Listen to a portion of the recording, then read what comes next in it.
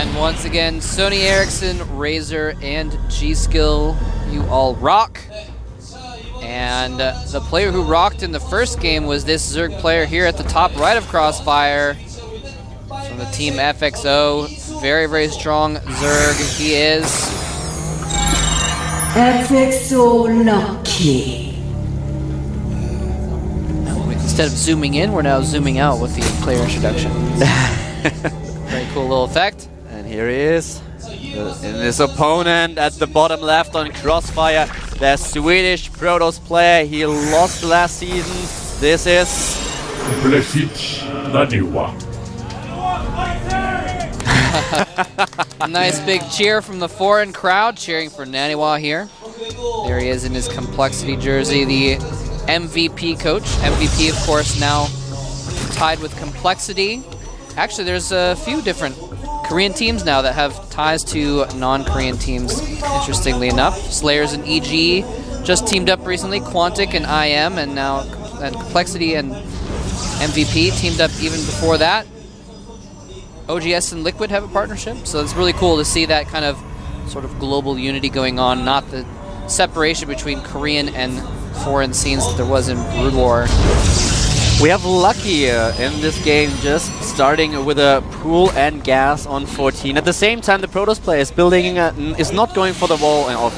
It's actually, if you are playing greedy, and Naniwa is not scouting, as you might have noticed already. He is just building his buildings as close to the nexus as possible. That gives him a little bit more minerals in the early stages of the game, and everything else that he's going to build will be out just a tiny little bit faster, giving him a small edge about over his opponent. He's confident that he knows what Lucky will be doing. He's confident that he exactly knows what the Zerg player will do. And this is the build that he tried to practice as much as possible against players like Czech, against other Zerg players, in order to prepare for this matchup. And I'm really eager to see if he will succeed. What he did is go for an expansion and a push with a lot of Void Rays, with 2 or 3 Void Rays and ground units as well, gateway units, so we might see exactly that. And the reason why he's moving only with a Zealot out right now and not waiting for the Stalker is that he is kind of afraid of an early speed, and that was Lucky is doing. Yeah, he wants to see what Lucky's up to, see what forces are traversing the map towards him, and what he can do about it. And yeah, Naniwa, you're right, he's got a really strong 2-base timing attack on this map that he's probably going to try and execute. And that Zealot might need to hide in the corner here, or at least micro, and there the Zerglings come. Is he going to surround it? Nice micro. Naniwa juking left and right, and he is going to take some shots. And the Zerglings, again, just on right-click on that Zealot, are not going to get us around. Could have killed one more, though. Small misclick by Naniwa. Obviously not game-deciding, but still. No. Not indeed. Yeah, so Naniwa's just... He's starting with that Nexus. He's waiting for the Nexus, for the 400 minerals. Here we go, the second base of Naniwa. He already has the sentries at the bottom. And he's expecting that link pressure. He is expecting that link pressure. That is exactly what the opponent is. But oh, no! Oh, but he just was not paying attention at the wrong moment. Let some Zerglings into his main. And then force field, so he actually can't protect his Nexus because his own forces are trapped behind it. He might have to cancel that Nexus. More Zerglings coming in. He has another sentry. He does get one more force field off, but he's going to lose the sentry to the Zerglings. This is horrible for Naniwa.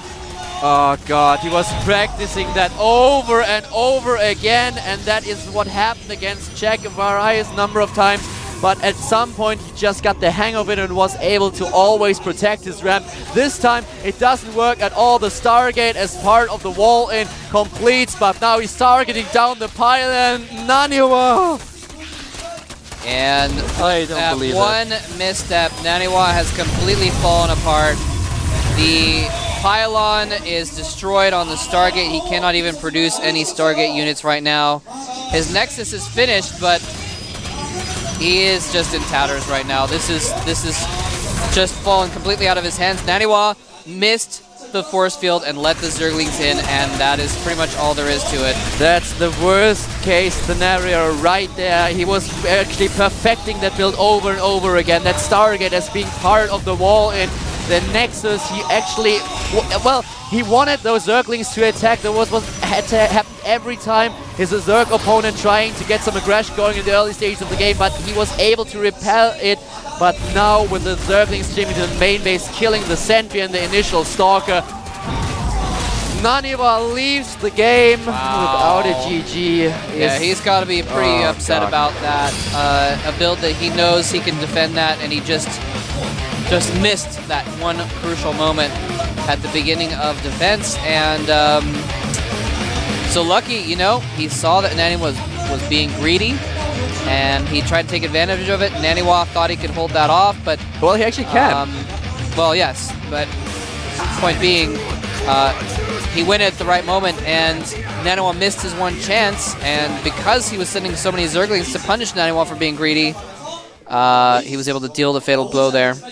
Yeah, that's exactly the thing, and that what kind of annoys me right now. He was practicing that build over and over again. And I mentioned it before. He lost every single game with a build until he realized how he could perfect it in order to be able to withstand that initial Zergling attack and counter it and go for those Void Rays. But at some point in this game, he just didn't pay attention on his choke. The Zergling streamed in. With the second force field, the Sentry was trapped outside of the ramp, so it just got killed. The Stalker got killed as well, and from then on, everything went downhill. So this is just... For me, it's really painful to see because... Yeah, that was painful to watch. We've been watching Naniwa the last few days training on that map, that build, and just such a small misstep, and he's losing the game to Lucky. Yeah. But as you mentioned, Lucky scouted it, he went for it, and killed Naniwa in the process. Yep, you gotta hand it to him for that. I mean, Naniwa, he expanded off one gateway, he had like 2 units, and so you can't fault Lucky too much for just getting a bunch of Zerglings and attacking. No, not at all. It's a smart move. If Naniwa was being really greedy, getting the Nexus up with only 1 Sentry and 1 Zealot or something like that, and maybe 2 Sentries, getting that Nexus going, getting the Stargate going, with only on 1 gateway as well. Very, very greedy build. Well, that's actually part of the strategy that he used, the Stargate, in order to wall off against the Zerg player. At the beginning, he didn't do that. He tried to hide the Stargate, but it didn't really work. So that's one of the things that he discussed with Todd quite a lot. But yeah, Lucky is kind of becoming the arch enemy of Naniwa when it comes down to Korean StarCraft 2 play. What a coincidence that they ended up fighting twice together in the beginning rounds of Code A. So Lucky is going to continue to the second round of Code A. And here is our results for today from this stream. Tassadar taking out Select. OGS Finn, the former Brood War champion, taking out Hosta Sage. JYP eliminating Sase with some crazy micro battles going on in that match. And Lucky getting lucky that Naniwa did not place his force field correctly and beating Naniwa 2-0. So I would have loved to see Lucky trying to handle that push with the Void Race that Naniwa had, well, Naniwa had planned for this game. Yeah, I was looking forward to that as well. But here is the other results that are going on. Actually, wait, no, I'm sorry. This is the next matches that we have. This is for Code A, the round 1. We have Inca versus Noblesse, Squirtle versus Czech, Clyde versus Creator, and Fruit Dealer versus Alicia. Alicia got back in Code A. Bomber is going to be playing Hope Torture, aka Into the Rainbow. Supernova is going to be playing Vines. Monster playing Juke2, and Xenio versus Bujuk. And you can recognize a lot of these players have already played this season. Bomber, for instance. You know, they're players that, remember, the way that the tournament is set up now, if you lose, if you're the 4th place player from your group in the round of 32, you actually go directly into round 1 of Code A. And so that's why Bomber is going to be playing Hope Torture, for instance, as well as Supernova is going to be playing in that round as well. The 3rd place goes into round 2 of the tournament, and I'm not sure actually. I thought Supernova was 3rd place in his group, so I might have to double check on that. But anyway, but then again, here is the next matches coming up in Code S tomorrow. Oh my god. I am so looking forward to Group A. I'm going to be here. I'm going to like get some popcorn. I'm going to sit in the front row. I'm going to be sitting here biting my nails waiting for this to start. MMA versus Nesty, and Huck versus Lenok. Wow! That is going to be crazy. Oh yeah, and there's another group too. No, that's actually going to be really good. Happy and That was kind Oz. of rude right there. It was a little rude. Happy and Oz are two of the best up-and-coming players right now, and Killer is the most consistent Protoss in GSL. He's going to be facing Alive. So that is going to be a great group as well, actually. And Oz took a map of MVP in the Arena of Legends in the semi-final, if I'm not mistaken. No, it was actually the quarter-final. Yeah. And Happy definitely needs to be aware of Oz's potential, especially in the PvT matchup. It's going to be quite exciting. I'll be there in the studio as well.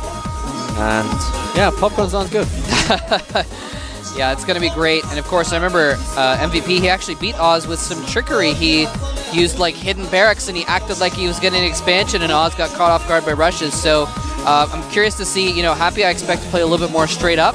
And not to forget about the double Stargate that he used in order to win the first map against Oz. Yeah. That was kind of sneaky as well. So that's going to be a great group as well. A lot of PvT going on there, and I'm looking forward to that. It's going to be exciting. Yeah. Today, unfortunately, all the foreigners lost, all of them, and none of them was able to take a single map. Yeah. Now remember, as you can see right below us, tomorrow, go ahead and go to the schedule, click the poll has started, and you can click who you want to win or who you think is going to win in the prediction polls, of course. And of course, we didn't show the results because we don't really want to spoil it for you, but Wolf was casting the other 4 sets of today's Code A round of 48. So you can go ahead and check out the VODs at GOMTV.net and check out the additional games that happen there. Thanks again to our sponsors, Sony Ericsson. You are the bomb. G-Skill and Razor, you are exceptional as well. I am Moltrap. With me is Kaldor. Got any final thoughts, Kaldor, before we sign off for the evening? I'm actually too disappointed right now. I need some ice cream or something like that. Yeah, let's go get some ice cream with Naniwa after this. All right, thanks for watching. We hope you enjoyed it. Take care.